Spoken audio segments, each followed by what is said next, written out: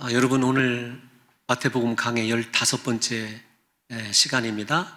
우리가 읽은 본문을 흔히들 예수 그리스도의 3대 사역이다 이렇게 말들 하고 있지 않습니까?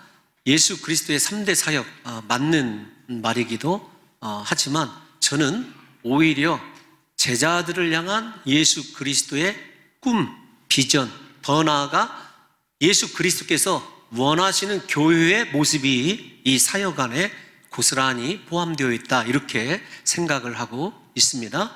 우리가 그 사실을 성경적으로 마태복음 안에서 조금 찾아가 보려고 합니다.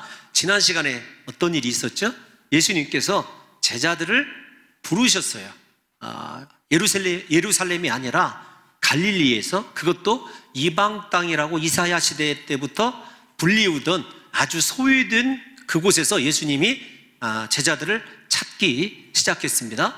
제자들을 부르셨을 때 예수님께서 아주 이 특별한 기도를 드리시는 것을 우리가 살펴보았죠. 예수님이 기도하셨다는 성경 구절이 참 많이 나옵니다, 복음서에. 그러나 밤이 맞도록 혹은 밤이 새도록 기도하셨다고 하는 것은 거의 유일한 사건인데, 거의라는 말을 왜 이렇게 제가 붙이냐면 겟세마네 동산에서 기도 혹은 또 다른 기도 등 강도나 시간상에 꼭 그렇게 따지고 싶어하는 사람들이 있어서 제가 조심스럽게 거의라는 말을 붙이는 것입니다. 거의 유일한 사건이죠. 어떤 사건이 유일한 사건이냐면 제자들을 부르실 때만큼은 예수님이 밤이 새도록 기도하셨어요. 오병이어의 기적을 일으키실 때도, 죽은 나사로를 일으키실 때도 잠깐 기도하셨던 예수님이 제자들을 부르실 때만큼은 온 밤을 지새워 기도하셨다고 하는 것을 보게 되면 예수님의 사역 중 가장 중요한 것이 사람을 세우는 사역이었고, 그 제자들을 세우기 위하여 주님께서 얼마나 애간장이 녹는 기도를 하나님께 드리셨는지를 생각해 봐야 한다고 말씀을 드렸습니다. 우리를 부르신 주님의 그 사랑이 이렇게 위대하고 엄청난 것입니다.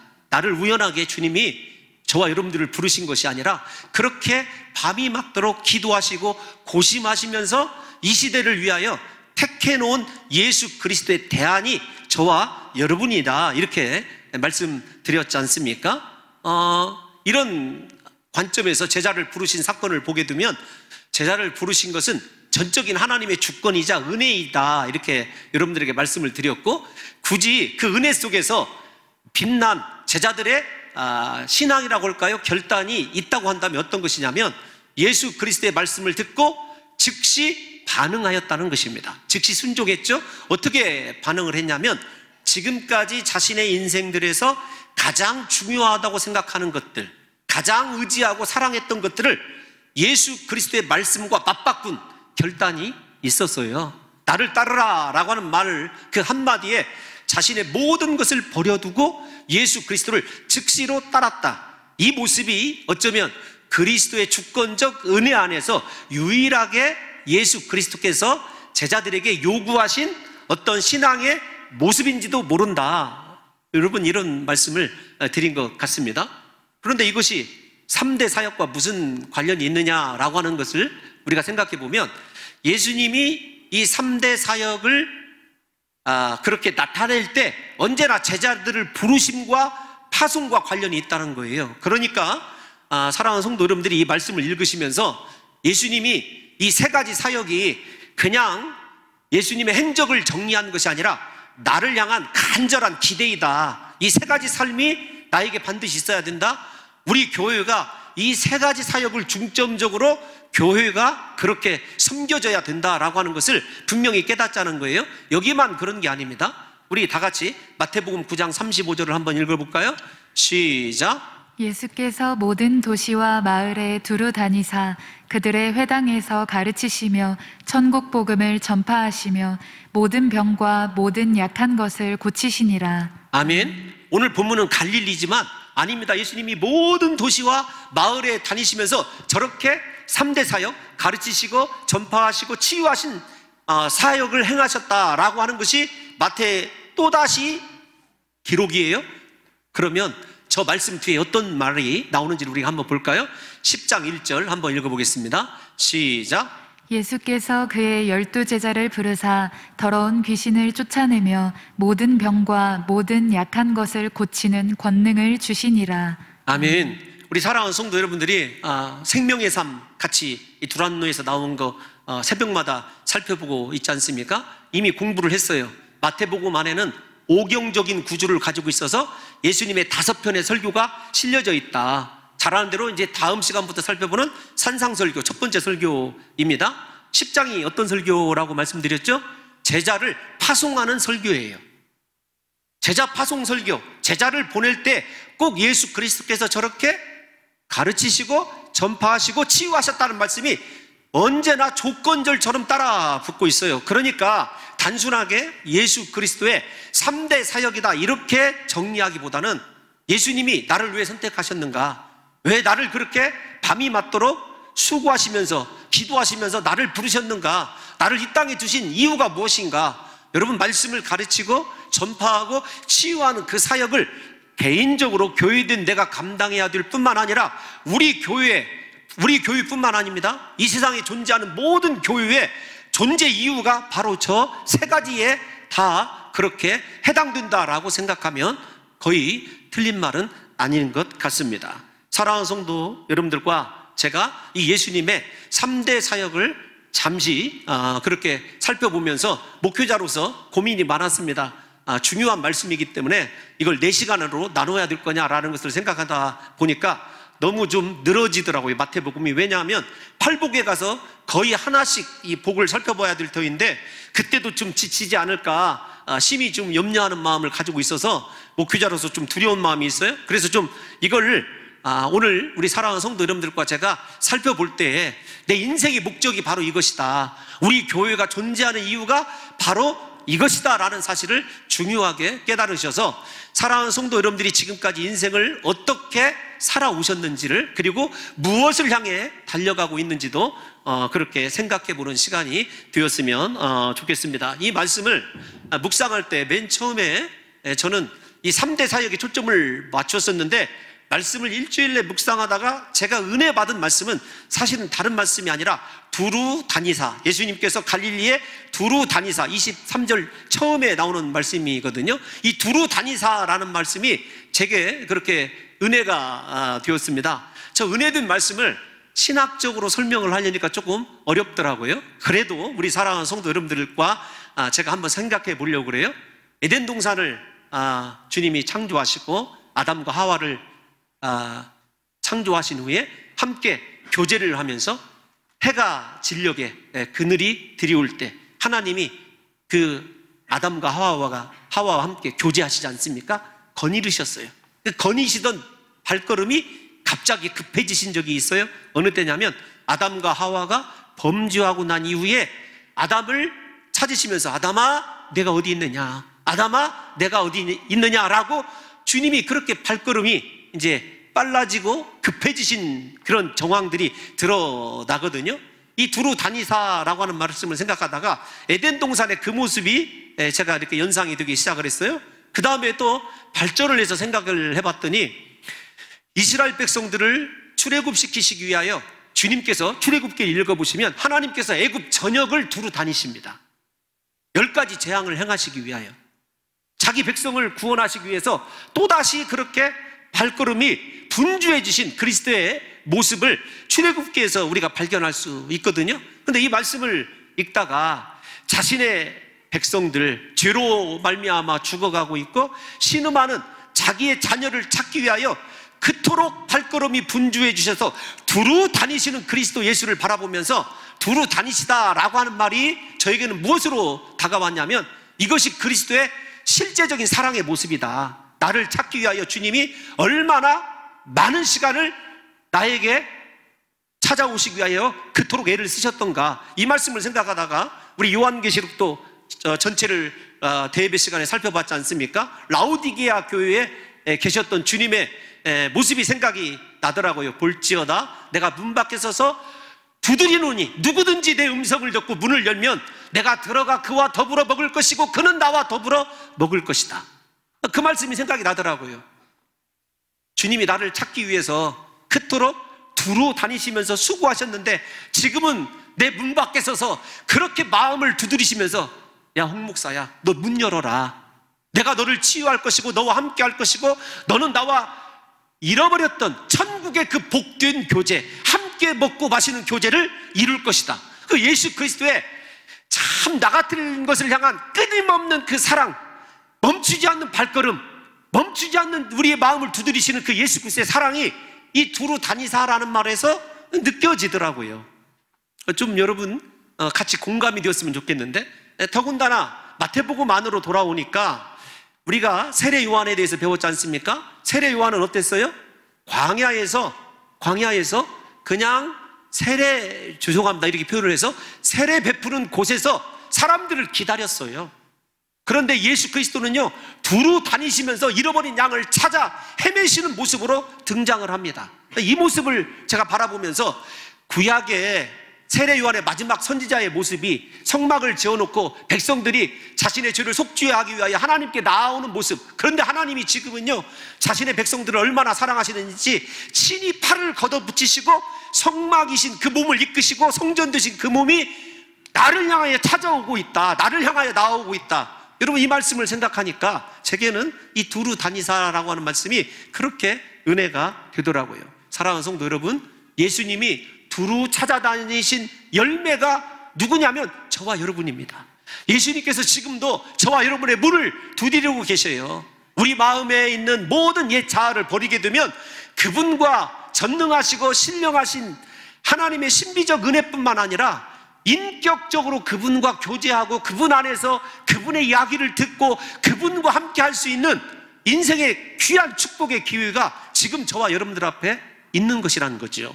부디 사랑하는 성도 여러분들이 이번 한 주를 살아가실 때 그렇게 내 마음의 문을 두드리고 계시고 나를 향하여 분주하게 그렇게 찾아오시고 또 찾아오시고 내가 무엇이라고 그토록 자신의 보좌를 버리시고 이 땅에 오신 것도 감사한데 나에게 찾아오신 그리스도의 그 사랑을 한 번이라도 좀 생각게 되는 귀한 시간 되시기를 예수님의 이름으로 축원합니다. 첫 번째, 예수 그리스도의 사역이 말씀을 가르치시다라고 하는 말씀인데, 이건 단순히 우리가 알고 있는 말씀을 가르치는 티칭 사역을 얘기하는 것이 아닙니다. 어떤 거냐면 말씀이신 예수 그리스도가 말씀을 선포하는 그것 자체는, 말씀은 언제나 우리가 성경에서 보면 예수 그리스도이자 하나님이 세상을 어떻게 무엇으로 창조하셨죠? 말씀으로 창조하셨어요. 그래서 우리가 잘 아는 요한복음 1장이 이렇게 시작하지 않습니까? 태초에 말씀이 계시니라. 그 이 말씀이 하나님과 함께 계셨으니 이 말씀이 곧 하나님이시니라. 그래서 말씀이 있는 곳에는요 언제나 유대적인 사고로 보면 창조 사역이 일어나고 있어요.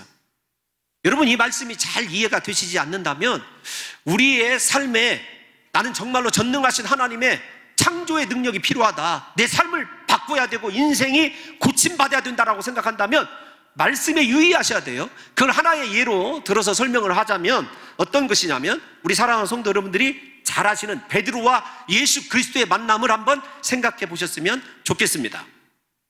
말씀을 가르치시는 것이 얼마나 놀라운 일이냐라고 하는 것을 누가복음 5장 1절에서 11절을 보게 되면 잘 나타나 있는데요, 예수님께서 갈릴리 해변을 다니시다가 베드로에게 네 배를 조금 띄워라. 베드로가 순종합니다.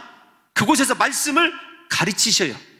말씀을 가르치시고 난 이후에 베드로에게 뭐라고 얘기하냐면, 깊은 데로 가서 그물을 내려 고기를 잡으라. 우리가 잘 아는 대로 갈릴리 바다에 고기 잡는 시간은 밤입니다. 뿐만 아니라 갈릴리 바다에서 고기를 잡을 때는 깊은 데는 고기가 안 살아요. 왜냐하면 수온이 밑바닥 이 깊은 데가 차기 때문에 언제나 날이 따뜻해지고 수온이 올라오는 얕은 데에 물고기가 많이 산대요. 베드로가 잔뼈가 갈릴리 바다에서 굵은 사람 아닙니까? 그런데 그가 뭐라고 얘기했냐면, 우리 다 같이 누가복음 5장 5절을 한번 읽어볼까요? 시작. 시몬이 대답하여 이르되 선생님, 우리들이 밤이 새도록 수고하였으되 잡은 것이 없지만은 말씀에 의지하여 내가 그물을 내리리이다 하고. 아멘. 여러분, 제가 이야기하고 싶은 것은 어떤 것이냐면, 순종 그 자체도 이야기할 것이지만 그의 빈배했던 인생, 지금까지 수고했지만 모든 것이 헛된 인생이 가득 찬 축복의 배로 바뀌는 인생이 빈 배가 아니라 가득 찬 배의 인생으로 바뀌는 것이 어떤 것이었냐면, 말씀 앞에 자신의 모든 의지를 거꾸로 들였을 때 그 말씀이 창조의 능력이 되어서 베드로의 인생을 바꿨다라는 거예요. 제가 드리고 싶은 말씀이 어떤 거냐면, 오늘날 예수 그리스도는 베드로에게도 살아계셔서 역사하셨지만 지금도 살아 역사하십니다. 그런데 우리의 삶에 왜 기적이 일어나지 않느냐? 말씀과 내가 가지고 있는 경험, 지식, 내 생각과 고집을 바꿀 생각을 하지 않는 거예요. 다시 말씀을 드리지만, 베드로는 내 지금까지 알고 있는 지식을 다 내려놓고 내가 이제부터 의지하는 건 말씀밖에 없습니다. 말씀에 의지하여서 그물을 내리겠습니다. 베드로 배와 친구의 배까지 차고 넘친 것, 성경이 우리에게 증언해주고 있지 않습니까? 다른 것이 재창조가 아닙니다. 어떤 것이 창조냐면, 지금까지는 돈을 의지하고, 지금까지는 내 스펙을 의지하고, 내 지식을 의지하던 인생이 전적으로 말씀만을 의지하게 되었을 때, 그 말씀이 우리 안에서 창조의 능력으로 일어나는 것이기 때문에, 말씀을 가르친 것은요, 다른 것이 아닙니다. 단순히 가르치는 것이 아니라, 내가 네 인생을 새롭게 창조하겠노라, 내가 너를 새롭게 하겠노라, 너를 복되게 하겠노라, 사랑하는 아들아, 내 말씀을 의지하거라고 하는 예수 그리스도의 강력한 초청이죠.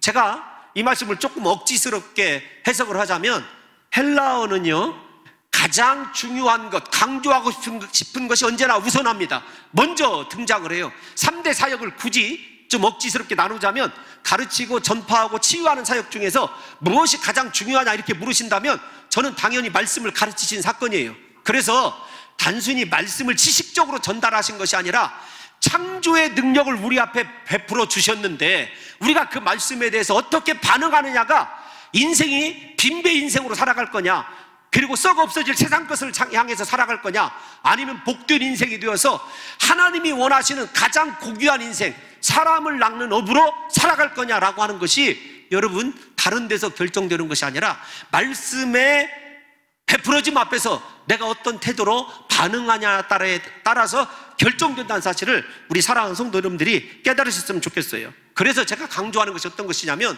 여러분 예배 드리러 교회에 오실 때 말씀으로 가르침 받기를 사모해야 됩니다. 정말로 저도 우리 사랑하는 성도 여러분들에게 한 30분이나 25분 설교하면 얼마나 좋겠습니까? 시골 교회에 있는 목사가, 제가 한 주간 동안 들었던 이야기 가운데 가장 가슴 아픈 게 뭐냐면, 성도들의 수준은 초등학생인데 목사 설교가 대학생 설교의 수준을 하고 있으니 라는 말을 제가 이렇게 들었을 때, 저도 속상하고 우리 성도들을 뭘로 보고 라고 하는 마음의 아픔도 있었지만 충분히 그 심정을 이해합니다. 제게 하나님께서 은혜를 주셔서 제가 이 대예배라고 하는 우리 이 예배 시간만큼은 말씀을 좀 잘 가르치는 은혜가 있기를 사모하거든요. 저 평생 설교 때문에 아마 스트레스 받을 거예요. 그럼에도 불구하고 여러분, 이 말씀을 배우려고, 여러분 가르침 받으려고 온다라고 하는 것은 단순히 이론적인 지식을 쌓는데 그치는 것이 아니라, 하나님, 오늘 또 말씀 앞에 내가 내 자신을 포기하기를 원합니다. 말씀 앞에 나를 부인하기를 원합니다. 그래서 정말로 이 말씀을 가르친다는 말씀 속에는요, 다른 것이 포함되어 있는 것이 아니라, 너 말씀 앞에 너를 부인하여라, 자아를 부인하여라, 그러면 내가 말씀으로 너를 재창조해 주겠다라고 하는 하나님의 창조의 약속이에요. 저는 이 말씀을 믿습니다. 제 인생을 바꿀 수 있는 것, 내 삶을 회복시킬 수 있는 것, 다른 것이 있는 것이 아니라, 제가 하나님의 말씀 앞에서 정말로 지금도 의지하고 사랑하고 있는 것들 버릴 때 그 말씀이 내 안에서 나를 새롭게 고칠 것이라고 하는 확신이 제게 있습니다. 부디 우리 사랑하는 성도 여러분들과 제가 이렇게 어렵고 딱딱한 설교를 듣고 있지만, 예수 그리스도께서 우리 사랑하는 성도 여러분들의 마음을 감동시켜 주시사, 우리도 이제부터 세상에 내가 의지하는 것들 다 내려놓고 말씀만을 의지함으로 말미암아 여러분의 빈배 같은 인생이 차고 넘치고, 여러분의 인생이 하나님을 향하여 다시금 고정되어지는 놀라운 역사가 있으시기를 예수님의 이름으로 축원합니다. 여러분, 우리 인생에 다른 것이 성공과 실패를 이야기한다는 것이 조금 부적절할지 모르겠지만, 우리가 그리스도인으로서 정말 복된 인생을 살아가는 것 다른 것 아닙니다. 말씀을 가르침 받고 그 말씀과 내 모든 것을 다 맞바꾸게 되었을 때, 그때부터 우리 안에 떨어진 말씀이 일하시고 나를 바꿔놓으실 것이라고 하는 기대를 하시기를 예수님의 이름으로 축원합니다. 두 번째, 예수님께서 행하신 것이 어떤 것이죠? 전파하셨다. 복음을 전파하셨다는 말씀 아닙니까? 케리소라고 하는 이 말씀인데, 예수님께서 진리의 말씀을 가르치셨다면 그 가르치신 말씀의 의미를, 그러니까 천국의 이 복음을 예수 그리스도께서 선포하신 거예요. 그래서 모든 백성들로 하여금 죄에서 돌이켜서 하나님의 통치를 받는 하나님 나라의 백성 되기를 원하신 것이 복음을 전파하신 사건이고 선포하신 사건이고 요즘 말로 얘기하면 전도의 사건이라는 것입니다. 예수 그리스도께서 이 전도의 전파의 이 사명을 보게 되면 예수님은요, 사람을 따라 움직이시는 분이 아니라 사명 따라 움직이셨다는 것을 저와 여러분들이 분명히 보시게 될 거예요. 아니, 전도와 사명이 무슨 상관이냐면 예수 그리스도의 전도의 행적을 쫓아가다 보면은 예수님은요, 절대로 사람과 세상을 따라 움직이시지 않으셨어요. 전도라고 하는 영혼 구원을 위하여 자신의 모든 역량을 다 집중시킨 것을 보게 됩니다. 우리가 마가복음 1장, 지금 조광석 목사님부터 잘 배우고 있으니까 마가복음 1장을 한번 살펴보면 마가복음 1장에서 예수님이 얼마나 안식일을 이 수고로이 보내셨는지 잘 알고 있지 않습니까? 회당에서 오전 내에 말씀을 가르치셨습니다. 오후에는 베드로 장모의 열병을 고치셨습니다. 그 소문을 듣고 몰려온 모든 병자를 밤이 늦도록 고치셨어요. 그리고 나서 예수님이 하신 것은 어떤 것이냐면 기도였습니다. 기도하고 있는데 제자들이 예수 그리스도께 쫓아와서 예수님 뭐 하십니까? 사람들이 예수님을 찾고 있습니다. 이렇게 얘기를 해요. 그랬을 때 예수님께서 뭐라고 대답하시냐면 마가복음 1장 38절 한번 다 같이 읽어보겠습니다. 시작. 이르시되 우리가 다른 가까운 마을들로 가자. 거기서도 전도하리니 내가 이를 위하여 왔노라 하시고. 아멘. 아멘. 사람의 요구를 따라서, 사람의 요청을 따라 예수님께서 움직이신 것이 아니에요. 인간적으로 보면 사람들이 자기를 인정해주고 자기를 찾는 곳, 높여주는 곳에 있어야 하는 것이 사람의 이 마땅한 인지상정 아닙니까? 그런데 예수님은 그렇지 않았습니다. 다시 좀 띄워놔 주시면 내가 다른 마을로 가자. 이를 위하여 왔다. 분명히 무엇 때문에 존재하시는지를 예수님께서 제자들에게 확실하게 가르쳐주고 있는 것을 보게 됩니다. 저 말씀을 생각하다가 괜한 좀 욕심이 발동하기 시작했어요. 아니, 예수님께서 복음서를 보면 사람의 요청에 의하여 움직이신 적이 몇 번 있었는가를 찾아봤더니 딱 한 차례 있더라고요. 요한복음 4장에 보게 되면 예수 그리스도께서 유대의 랍비이심에도 불구하고 모든 사람들이 개라고 여기는, 그리고 절대로 제대로 된 유대인들은 사마리아 이 도로를 통과하지 않고 갈릴리 쪽으로 우회해서 지나가지 않습니까? 그런데 예수님은 사마리아 수가성 여인을 그곳에서 만나셨어요.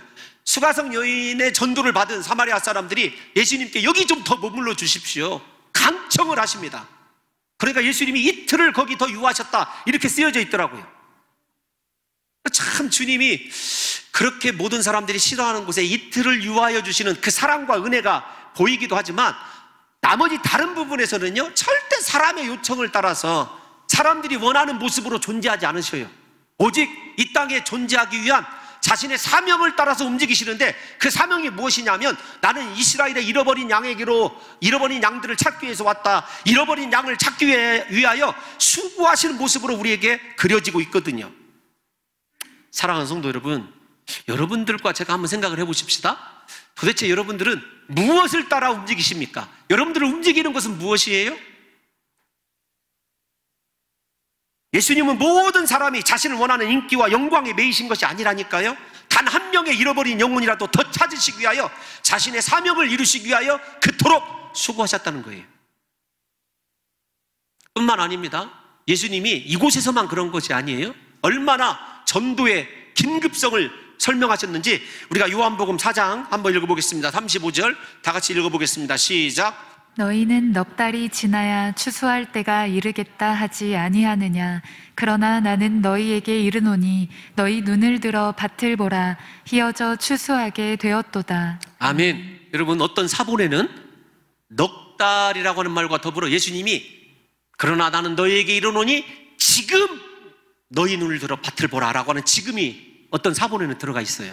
그러니까 넉 달과 지금이 대조를 이루고 있는 거죠. 더 정확히 얘기하면 넉 달의 시각은 제자들의 시각입니다. 아니 전도 나중에 조금 있다가 그때 가서 하면 되죠. 그런데 예수님은 그렇지 않았어요. 예수님의 시각은 무엇이냐면 지금 당장 해야 된다는 거예요. 그래서 즉시란 말이 포함되어야 될 것으로 보아져요. 그런데 더 중요한 것이 있습니다. 왜 그럴까요? 왜 즉시라는 시간을 예수님께서 지금 그렇게 사역을 하시기를 원하냐면, 죽어가는 영혼에 대한 불쌍히 여김, 긍휼히 여기심이 예수 그리스도의 마음 안에 가득하기 때문에 그런 것 아니겠습니까? 사랑하는 성도 여러분, 생각해 보십시오. 지금 여러분들 눈앞에 죽어가는 사람이 있습니다. 그럼 뭐라고 대답하실래요? 지금 살리기 위해서 노력을 하시겠습니까? 아니면 나 지금 저기 내가 보기를 원하는 일 마치고 와서 너를 살려줄게, 이렇게 하시겠습니까? 그런 거 아니죠. 우리 특별히 더 죽어가는 사람이 가족이라고 한다면요, 바로 119 부르고 그보다 더 시급한 일이 어디가 있느냐고요. 예수님에게 가장 시급한 일, 중요한 일은 다른 것 아니었습니다. 먹고 마시고 다른 사람들을 가르치시는 일도 중요하고 교제하는 것도 중요하셨지만, 전도하시는 것에 대해서만큼은 복음서를 찾아보면 그렇게 시급하게 여기셨어요. 그 마음속에 그들의 영혼을 구원하기를 원하는 긍휼히 여기시는 그 마음이요, 얼마나 많이 풍성하게 묻어나와 있는지 몰라요. 이렇게 예수님께서 전도에 매진하셨다고 한다면, 제자된 그들의, 죄송합니다, 예수님의 제자들과 우리는 어떻게 살아가야 되느냐고요. 예수 그리스도께서 우리에게 강조하신 것이 어떤 것이죠? 우리가 로마서 공부했지 않습니까? 그리스도 예수를 증거하는 것이 인생에서 가장 아름답다, 성경이 인정하는 삶이에요. 여러분, 다른 충성하고 사역하는 것 하나님이 아름답다고 인정 많이 하시지만, 전도의 사명을 감당하는 것을 주님이 가장 아름답다고 인정하십니다. 우리 다 같이 로마서 10장 13절에서 15절, 길지만 한번 우리가 배웠으니까 읽어볼까요? 시작. 누구든지 주의 이름을 부르는 자는 구원을 받으리라. 그런즉 그들이 믿지 아니하는 이를 어찌 부르리요? 듣지도 못한 이를 어찌 믿으리요? 전파하는 자가 없이 어찌 들으리요? 보내심을 받지 아니하였으면 어찌 전파하리요? 기록된 바 아름답도다. 좋은 소식을 전하는 자들의 발이여함과 같으니라. 아멘. 성경에서 사람을요, 아름답다라고 하는 것이 저 구절이 거의 신약에서 유일할 거예요. 어떤 인생이 주님 보시기에 아름다운 인생입니까? 전도하고 복음을 전파하는 인생이라는 거죠. 사랑하는 성도 여러분들과 제가 우리 교회를 섬기면서 우리 교회의 가장 핵심 이 토대가 되는 것은 말씀으로 가르침 받고 기도로 하나님께 나가는 것입니다. 우리가 선교하고 전도하기 위하여 얼마나 나름대로 수고하고 애쓰는지 우리 사랑하는 성도 여러분들께 늘 감사할 뿐이에요. 그래도 늘 좀 비밀스럽게 이야기를 해야 되겠지만, 우리가 1년 예산에 거의 몇십 %를 선교에 집중하는 이유가 있어요. 주님이 우리에게 원하시는 모습이기 때문에 그렇습니다. 그렇다고 한다면 우리 개인의 삶을 어떻게 해야 되느냐고요. 공식적으로 10만 명 이상을 전도한 사람으로 알려져 있는 이 토레이라고 하는 목사님이 계십니다. 그 목사님이 전도의 필요성, 왜 전도하는 삶을 살아야 되는가를 3가지로 그렇게 정리한 것을 읽어본 적이 있습니다. 첫 번째, 전도는요, 예수님의 마지막 유언이기 때문에, 최후의 명령이기 때문에 그렇다. 마태복음이 무엇으로 끝나죠? 전도하라, 가서 제자 삼으라는 명령으로 끝나지 않습니까? 마태복음 28장 19절에서 20절 마지막 2절을 한번 읽어보겠습니다. 시작. 그러므로 너희는 가서 모든 민족을 제자로 삼아 아버지와 아들과 성령의 이름으로 세례를 베풀고 내가 너희에게 분부한 모든 것을 가르쳐 지키게 하라. 볼지어다 내가 세상 끝날까지 너희와 항상 함께 있으리라 하시니라. 아멘. 예수님의 마지막 유언이에요. 최후의 명령입니다. 사랑하는 성도 여러분들이 만약에 부모님에게 유언을 듣는다고 해보십시오. 평소에 그 어떤 말들보다도 무게감이 있는 말이 유언 아닙니까? 저 말씀이 우리 평생의 부담이 되어야 돼요. 나 전도해야 되는데, 영혼 구원해야 되는데, 내가 가야 되는데. 여러분, 이런 부담이 제자 되었다고 한다면 저와 여러분들에게 분명히 있어야 한다는 것입니다. 두 번째, 토레이 목사님이 전도가 왜 필요한가라고 하는 것을 우리에게 이렇게 정리를 해줬어요. 전도는 예수님의 본업이었다, 삶의 목적이었다. 그러니까 예수님께서 이 땅에 존재하신 이유는 영혼 구원, 전도 때문이다라고 하는 것을 이야기하신 거죠. 물론 예수님이 병든 자를 고치시고 슬픈 자도 위로해 주시고 먹을 것도 공급해 주셨어요. 그런데 예수님은 나는 잃어버린 영혼을 구원하기 위하여 오셨다라고 여러 차례 여러분 설명하시지 않습니까? 그러면 사랑하는 성도 여러분과 제가 물어봐야 돼요. 우리 사랑하는 성도 여러분들에게 하나님께서 주신 직업, 지금 하고 있는 그 기업이, 여러분들의 그 모든 농사며 살아가는 그 모습이 우리의 본업이 되어서는 안 된다니까요. 하나님께서 우리에게 귀한 직장을 주셨습니다. 일터를 주셨습니다. 그 이유는 무엇 때문이냐면 복음을 전하라고 주신 거예요. 여러분의 일터가 여러분의 직장이, 여러분의 사회가 무엇이냐면 선교지예요, 선교지. 다시 말씀을 드리지만 저와 여러분들이 지금, 저는 좀 제의를 해 주십시오. 여러분들이 세상에서 뭐 의사가 되었든지 뭐 공무원이 되었든지 그것은요 부업일 뿐이에요. 우리의 영원한 본업은 무엇이냐면 복음을 전파하는 것입니다. 말씀을 가르치는 거예요. 세례를 베풀고 모든 사람들이 그리스도 예수의 제자 되게 하는 것이 우리의 본업이어야 되는 거죠. 그런데 어느 순간에 우리의 본업은 없어져 버리고요, 부업만 남아있어요. 세상에서 성공하고 잘되고 사람들이 신망하는 직업을 가지면 축복받은 것으로 그렇게 오해를 하고 있는데 그렇지 않습니다. 자, 여러분들에게 냉정하게 한번 묻고 싶어요. 여러분 전도 몇 명이나 하셨습니까? 복음을 전파해 본 적이 몇 번이나 있습니까? 저 우리 장로님들이 아시다시피 저는 제가 이렇게 전도하려고 노력을 많이 하는 편이고, 그래도 전도하신 분들이 우리 교회에 오셔서 세례를 이렇게 받게 되었을 때 그때가 제일로 마음이 행복하거든요. 이 이야기를, 세 번째 이야기를 정리하면서 하면, 마지막 토레이 목사님 왜 전도해야 되느냐라고 하는 것을 이야기해 준 것이 있는데, 그것은 하나님과의 인격적인 교제를 이루는 것, 함께 하신 하나님의 은혜를 누릴 사람의 자격은 전도하는 사람에게 있다. 다시 마지막 읽었던 20절 말씀을 보여주면, 볼지어다 세상 내가 끝날 때까지, 마태복음 28장 20절 말씀을 띄워놔 주십시오. 세상 끝날까지 내가 너희와 항상 함께 있으리라. 어떤 사람에게 주님이 항상 함께 하느냐, 함께 하시면서 교제하냐면 복음을 전파하는 사람이에요. 그러니까 예수님과 교제를 이루고 싶고 내 인생에 정말로 예수님 만나기를 원하고 내 마음속에 주님이 거하시기를 원한다면요, 기도할 때가 아닙니다. 그때는 어떤 때냐면 복음을 전해야 될 때예요. 제가 두 번째와 세 번째를 뭉뚱그려서 제 개인적인 얘기를 해서 죄송하지만, 목사로서 기도해봐도 답답하고 영혼이 정말로 칼칼할 때는 어떤 걸 하냐면요, 시장에 나가서 함께 우리 빌립 전도대원들과 전도합니다. 그곳이 아니라면요 다른 곳에서도 전도합니다. 우리 빌립 대원들 훈련 받았잖아요. 가장 뿌듯하고 행복할 때가 언제였냐고 저에게 물어보신다면, 버스에서요 손잡고, 여러분 예수 믿으십시오. 죽으면 끝이 아닙니다. 천국과 지옥이 있습니다. 분명히 예수 믿어야 천국 갑니다. 여러분 버스에서 전도를 외치고 나면은요, 그 순간에 제 마음속에 있었던 뭐라고 할까요? 응어리졌던 것들, 아픔들, 그런 것들이 싹 사라지고 정말로 그리스도 예수께서 이 마음속에 충만히 거하시는 것을 느낄 때가 있어요. 여러분 제가 버스 전도 많이 한 것 아닙니다. 빌립 전도 때 숙제 아니라 딱 한 번. 그러니까 저를 그렇게 오해하시면 안 돼요. 그러나 수시로 만나는 사람들에게 복음은 전합니다. 하나님께 늘 전해요. 여러분들에게 정말로 예수님 만나기를 원하시고 그리스도가 함께하는 인생 살기를 원하신다고 한다면요, 전도하는 그 사람과 주님은요 세상 끝날까지 함께한다고 하셨으니까 하나님이 함께하시는 인생이 얼마나 복된 인생인지 잘 알고 있지 않습니까? 우리 교회는요 지금 코로나 때문에 멈춰서 있지만 전도팀이 공식적으로 5개 있습니다. 빌립전도, 153, 반찬전도, 여러분 깨죽전도, 병원전도.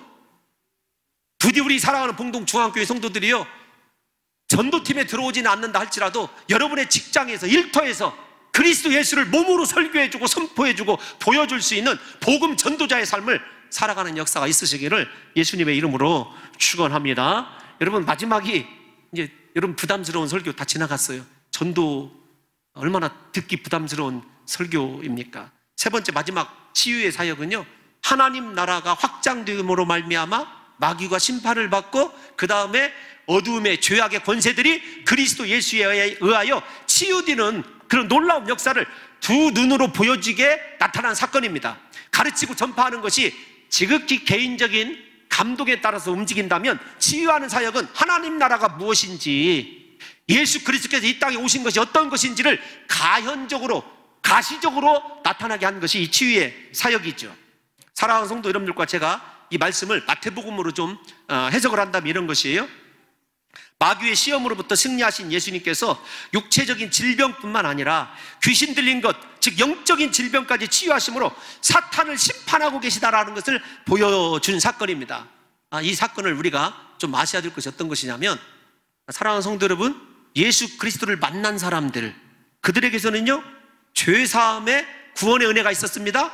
그 다음에 그들의 문제가 어떤 것이든지, 질병의 문제이든지, 그 다음에 그들을 감싸고 있는 어떤 삶의 환경의 문제이든지 모든 것이 다 고쳐졌다는 것이 핵심이에요.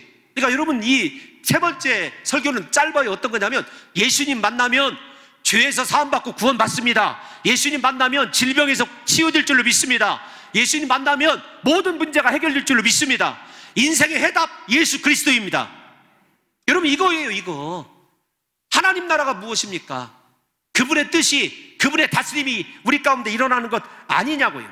예수 그리스도가 큰 빛으로 오셔서 모든 갈릴리의 어두움을 물리셨던 것을 생각해 보십시오. 내 인생의 어두움, 지난날의 상처, 아픔 치유해 주실 분이요, 예수님밖에 없어요. 그래서 여러분들이 예수님께 나왔다고 한다면 오늘 예수님을 내 삶에 초청하십시오. 예수님, 내 인생 고침받을 것 많습니다. 주님, 내 삶에 해결돼야 될 문제 많습니다. 나에게도 이 치유의 은혜가 임하기를 간절히 소원합니다. 주여, 내가 지금까지 끊어버리지 못한 고질적인 죄들이 있습니다.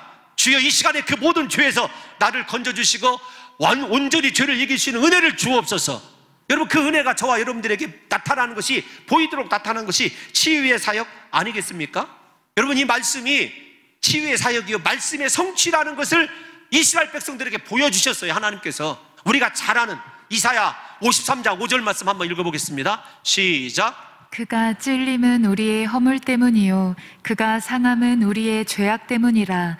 그가 징계를 받음으로 우리는 평화를 누리고 그가 채찍에 맞음으로 우리는 나음을 받았도다. 아멘. 사랑하는 성도 여러분들이요, 죄에서 벗어나실 뿐만 아니라 하나님과 여러분들 사이를 가로막고 있는 죄악의 담이 무너짐으로 하나님과 화평을 누리는 역사가 있으시기를 예수님의 이름으로 축원합니다. 뿐만 아니라 우리의 모든 질병이 예수 이름으로 나음을 입는 역사가 오늘 일어나게 될 줄로 믿습니다. 여러분, 베드로 사도도 이렇게 얘기를 했어요. 베드로전서 2장 24절 마지막으로 한번 읽어보겠습니다. 시작. 친히 나무에 달려 그 몸으로 우리 죄를 담당하셨으니 이는 우리로 죄에 대하여 죽고 의에 대하여 살게 하려 하심이라. 그가 채찍에 맞음으로 너희는 나음을 얻었나니. 아멘. 이사야 53장에 있는 말씀이나 베드로 사도의 말씀이 다 똑같죠. 십자가 때문에 죄에서 건진받아 하나님과 평화를 이루게 되었도다. 십자가 때문에 우리의 모든 죄악이 구원받고 육체의 질병에서 노인받게 되었다는 것이 성경의 증언 아니겠습니까?